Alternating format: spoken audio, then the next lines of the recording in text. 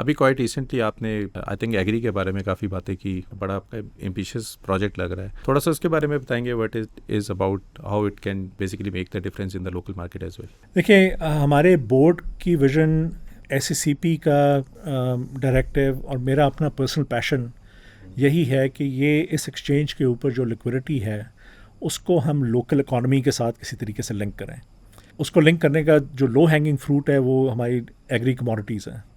सो इस वक्त अगर आप हमारा एग्री कमोडिटी ट्रेडिंग का निज़ाम देखें तो वो एक 1897 का ग्रेन मार्केट एक्ट है, उसके ओरिजिन वहाँ पे जाते हैं। तो एक 125 साल पुराने निज़ाम के तहत हम अपनी मंडियों को रेगुलेट कर रहे हैं इन अ वे। उस ज़माने में ना ट्रांसपोर्टेशन थी, ना रोड इंफ्रास्ट्रक्चर अच्छा था, ना कमोडिटी स्टैंडर्ड्स थे, ना कम्युनिकेशन टूल्स थे। तो ज़रूरी होता था कि हर कोई अपनी कमोडिटी लेके एक जगह पे आए, वहाँ लोग इकट्ठे हों, ओपेक सी बोलियाँ लगें और वो अपने पैसे लेके वहाँ से चले जाएं। आज के दौर में it doesn't make sense to do that. आज के दौर में जो एडवांस मुल्क कर रहे हैं वो यही कर रहे हैं कि आप एक नेटवर्क बनाते हैं एक्रेडिटेड वेयर हाउसेस का, पूरे मुल्क में उसका आप जाल फैला देते हैं, बजाय इसके कि लोग मंडियों में आए जहाँ पे ओपन थड़े हैं, वहाँ पे जाके आप अपना कमोडिटी को ऑफलोड कर रहे हैं। And you dealing with a chain, व्यापारी, कच्चा आड़ती, पक्का आड़ती, फड़िए, ये सारे लोगों के साथ आप डील करने की बजाय आप एक एक्रेडिटेड वेयर हाउस के अंदर आएँ, वहाँ पे एक सोफिस्टिकेटेड तरीके से आपकी कमोडिटी को वे किया जाए, उसकी क्वालिटी को ऐसे किया जाए और एक इलेक्ट्रॉनिक वेयर हाउस रसीद आपको इशू हो जाए। अब आपके पास चॉइस है, क्योंकि आपकी कमोडिटी एक क्रेडिटेड वेयर हाउस के अंदर पड़ी हुई है, आपके पास चॉइस है कि या तो आप उसे उधर ही पड़ा रहने दें, अगर आप समझते हैं हफ्ते बाद, महीने बाद प्राइस इसकी बढ़ जाएगी, आप अभी ना बेचें। अगर आपको लिक्विडिटी का इशू है, आपको पैसे चाहिए, आप उसी रसीद को बैंक के पास जाके प्लेज करवा सकते हैं। अगर फॉर एग्जांपल आपकी ₹1,00,000 की कमोडिटी है, आप 70-80 हज़ार रुपये का कर्ज़ा ले सकते हैं बैंक से और उससे आप अगली फसल की इनपुट्स वगैरह ख़रीद सकते हैं। तो ये प्लेटफॉर्म पूरी दुनिया में मुतारफ़ हो गया हुआ है, इंडिया के अंदर मुतारफ़ हो गया है, टर्की में है, हर जगह ये हो रहा है। तो एक तो हमारा ये है कि किसी तरीके से ये जो archaic, inefficient, very high cost मंडी का निज़ाम है इंटरमीडिएट करने का, ट्रेडिंग ऑफ एग्रीकल्चर कमोडिटीज़ को रिप्लेस किया जाए और उसको ये ऑक्शंस और ये ट्रेडिंग PMX के ऊपर मूव की जाए। उसमें चैलेंज ये है कि बहुत सारे लोगों को इकट्ठा मिलकर इसमें काम करना पड़ेगा। हमें वेयर हाउस ऑपरेटर्स चाहिए, वेयर हाउस के इंफ्रास्ट्रक्चर में इन्वेस्टमेंट चाहिए, हमें क्वालिटी असेयर्स चाहिए, हमें कोलैटरल मैनेजर्स चाहिए, हमें ट्रांसपोर्टेशन लॉजिस्टिक्स कंपनीज चाहिए जो इस इकोसिस्टम का हिस्सा बने, हमें एक ट्रेडिंग प्लेटफॉर्म चाहिए, हमें ब्रोकर्स चाहिए, हमें एक टेक सेवी एक ऐसा यूज़र एक्सपीरियंस चाहिए जिसको हमारा किसान समझ सके और उसके थ्रू एंगेज कर सके इस इकोसिस्टम के साथ, क्योंकि उनके पास अभी ये समझ नहीं है एक सोफिस्टिकेटेड मोबाइल ऐप के थ्रू बाइंग और सेलिंग करने की। तो ये सारे जब एलिमेंट्स इकट्ठे आएंगे तो फिर एक इकोसिस्टम क्रिएट होगा that will replace this archaic मंडी का निज़ाम हमारे मुल्क के अंदर। तो एक तो हम उसके ऊपर काम कर रहे हैं, लेकिन चूँकि एक बड़ा चैलेंजिंग एंडेवर है और बहुत सारे लोगों को इकट्ठे मिल के आना है, एक लो हैंगिंग फ्रूट ये है कि आप कमोडिटीज़ की फ्यूचर्स ट्रेडिंग शुरू करें, जिसमें हमने 2 कमोडिटीज़ को भी आइडेंटिफाई किया है। एक शुगर, क्योंकि शुगर की ऑलरेडी, और ये मुझे पता नहीं था, जब मैंने इसकी तहकीक करना शुरू की तो पता चला कि शुगर में ऑलरेडी एक बहुत बड़ी इनफॉर्मल मार्केट एग्जिस्ट करती है शुगर की ट्रेडिंग की, और ये अरबों रुपए की ट्रेड होती है इसमें। तो सबसे पहले, और ये व्हाट्सएप के ऊपर बनी हुई है, व्हाट्सएप के ऊपर एक्सचेंजेस बने हुए हैं और उन्होंने अपनी नोटेशन भी रखी हुई है कि बाय सेल कैसे लगाना है, अपना इनका क्लियरिंग एंड सेटलमेंट का निज़ाम है। और इस इनफॉर्मल मार्केट में चंद बड़े हैं जो ये सारी चीज़ों को फैसिलिटेट करते हैं, जो मुझे बताया गया। तो हम पहले तो ये चाह रहे हैं कि जो सारी शुगर की इनफॉर्मल ट्रेडिंग है इसको हम एक फॉर्मल प्लेटफॉर्म के ऊपर लेकर आएँ। और दूसरा हमने आइडेंटिफाई किया है वीट इसलिए कि वीट में गवर्नमेंट की इन्वॉल्वमेंट बहुत ज़्यादा थी। तकरीबन 5 से 6 मिलियन टन गंदम हर साल, which is almost 20-25% of the production, वो गवर्नमेंट ख़रीदती थी। इसके फूड डिपार्टमेंट ख़रीदता था या पास्को ख़रीदता था, फेडरल अदारा है वो।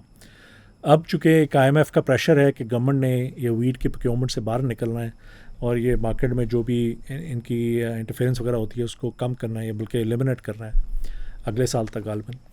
तो अब हम देख रहे हैं कि प्रोविंशियल गवर्नमेंट्स ने वीट की प्रोक्योरमेंट के निज़ाम से बाहर निकलना शुरू कर दिया। पिछले साल गवर्नमेंट ऑफ पंजाब ने कोई गंदम नहीं ख़रीदी, that has government of Punjab 3-4 million ton गंदम खरीदती थी. That has created a massive hole that has to be filled by market participants. और जब तक एक एफिशिएंट निज़ाम एग्जिस्ट नहीं करता इस वीट को ट्रेड करने का, तब तक वही होगा जो हमने देखा पिछले साल. गंदम की प्राइस एकदम फॉल कर गई. अब ये गंदम आनी शुरू हुई है. अभी मेरे ख्याल में 2 हफ्ते पहले अगर आप देखें तो गंदम 2900 रुपये के ऊपर ट्रेड हो रही थी. अब गंदम 2000-2100 रुपये के ऊपर ट्रेड हो रही है. तो ये इसी वजह से हो रहा है कि एक एफिशिएंट प्लेटफॉर्म नहीं है जहाँ पे लोग इजीली ये गंदम खरीद सकें और बेच सकें. तो आई थिंक शुगर चूँकि ऑलरेडी एक बहुत बड़ी मार्केट थी और वीट इसलिए कि गवर्नमेंट चूँकि निकली है and that is created a big opportunity. तो हम इन कॉन्ट्रैक्ट्स को PMX के ऊपर ला के ट्रेड करवाना चाह रहे हैं, जिसके ऊपर हम बड़ा एक्टिवली आजकल एंगेज हुए हैं SCCP के साथ. सो इंशाल्लाह हमें जब जैसे अप्रूवल इसका मिल जाएगा, हम तो चाह रहे हैं कि जो वीट का सीज़न है इसके ऊपर भी हम कोई ट्रेडिंग कर सकें. शुगर तो सारा साल ट्रेड होती रहती है, तो वो जैसे ही हमें अप्रूवल आएगा हम शुगर की ट्रेडिंग शुरू कर देंगे इंशाल्लाह PMX के ऊपर. And what will happen to the arhti and how it will more beneficial for the farmer?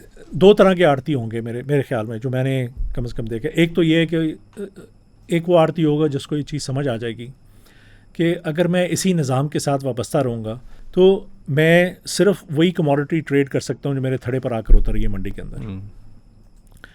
और वो हर आड़ती का अपना है कि कितनी क्वांटिटी आ रही है उसके पास, कितनी क्वांटिटी वो ख़रीद रहा है, बेच रहा है. अच्छा, आड़ती दो काम करते हैं. आड़ती ब्रोकरिंग करते हैं और दूसरा ट्रेडिंग पोजीशंस लेते हैं. राइट. सो ब्रोकरिंग में ये है कि इस वक्त उसका मार्केट महदूद है, उस कमोडिटी तक जो उसके थड़े पर आकर उतर रही है उसकी वो ब्रोकरिंग कमीशन उसको मिलती है. एंड ऑल्दो वो 4-5-6% कमीशन लेता है हर साइड से. लेकिन जिस आड़ती को ये समझ आ जाएगी कि अब अगर वो इस नई मंडी का, नई मार्केट का निज़ाम बनेगा तो पूरे पाकिस्तान की कमोडिटी की मार्केट उसके लिए खुल जाएगी. और अगर हम उसको कहते हैं कि वो कम कमीशन ले, 4-6% की बजाय 1% कमीशन ले, आधा % कमीशन ले, लेकिन that gets replaced by 10 times the volume of commodity that is brokering on this platform. वो इस प्लेटफॉर्म को हम एम्ब्रेस करेंगे. दूसरा, जो ट्रेडिंग पोजीशंस लेते हैं वो that position is limited to the amount of liquidity they have today. अगर एक आड़ती के पास आज 1 करोड़ रुपये है तो वो 1 करोड़ रुपये की कमोडिटी की पोजीशन ले सकता है. लेकिन जब वो उसको रियलाइज़ होगा कि इस नई मंडी के अंदर 1 करोड़ की पोजीशन लेके उसकी EWR इशू करवा के उसे बैंक से फाइनेंस करवा के उसको 2 times 3 times लेवरेज अप कर सकता है और 2 करोड़ की 3 करोड़ की पोजीशन ले सकता है, वो भी इस प्लेटफॉर्म को एम्ब्रेस करेंगे. तो ये जो प्रोग्रेसिव फॉरवर्ड लुकिंग आड़ती हैं वो तो हमारे पास भागे चले आएंगे कि हमने आपके ब्रोकर बनना है और हमारा एक ब्रोकरिंग का निज़ाम है जिसके थ्रू वो हम उनको इंडक्ट करेंगे और फिर वो अपने कस्टमर्स जिनको वो मंडियों में थोड़ों के ऊपर डील करते थे वो इस प्लेटफॉर्म के थ्रू करेंगे. दूसरे वो आड़ती होंगे जो वो स्टेटस को हक करके बैठे हुए हैं. उनकी वैल्यूडेशन कोई नहीं है. उनकी वैल्यूडेशन यही है कि जद्दी पुश्ती उन्होंने थड़े लिए हुए और वो फैमिली के अंदर उनके चलते आ रहे हैं. हर साल जब भी बोली लगती है उनको राइट ऑफ फर्स्ट रिफ्यूज़ल होता है और उनके पास वो रह रहे हैं. वो उसको उस निज़ाम को हक करके बैठे रहेंगे. लेकिन ओवर टाइम दिल पैरिश. जब ये निज़ाम, जब लोगों को एहसास होगा, फार्मर इस वक्त आप देखें ना, हमारे मुल्क में तकरीबन 50 से 60 मिलियन टन की सिर्फ ग्रेन प्रोडक्शन होती है. ये 50 से 60 मिलियन टन की ट्रेडेड वैल्यू अगर 1-1.5 दफ़ा ये हाथ बदले तो तकरीबन 10 खरब रुपए बनती है. 10 खरब रुपए में से मेरे ख्याल में कम से कम 60% मार्केट में आती है, 30-40% फार्मर अपने पास ही रखता है. तो ये 5-6 खरब रुपए की ट्रेडिंग मार्केट में हो रही है जो ये आड़ती जिसका ऑलमोस्ट दोनों पार्टियों की अगर कमीशन मिलाई जाए तो 8 से 10% लेते हैं. तो जिसका मतलब है 500-600 अरब रुपया इन मिडलमैन की जेबों में जा रहा है. तो या तो ये इस नए निज़ाम का हिस्सा बनेंगे और अपनी कमीशंस को लोअर करेंगे. Perhaps they'll make the same amount of money, maybe even more money, क्योंकि अब ज़्यादा कमोडिटी के साथ डील कर रहे हैं, ज़्यादा फार्मर्स के साथ डील कर रहे हैं, ज़्यादा मिलर्स के साथ डील कर रहे हैं. या फिर ये इनकी जेबों से निकल के फार्मर्स और मिलर्स के पास जाएगा. उनकी फार्मर ज़्यादा खुशहाल होगा, मिलर की कॉस्ट कम होगी और जो प्रोडक्ट्स आप और हम ख़रीदते हैं वो सस्ते होंगे और एक डिफ्लेशनरी इफेक्ट होगा इसका. तो that's a overarching strategic vision of going after this.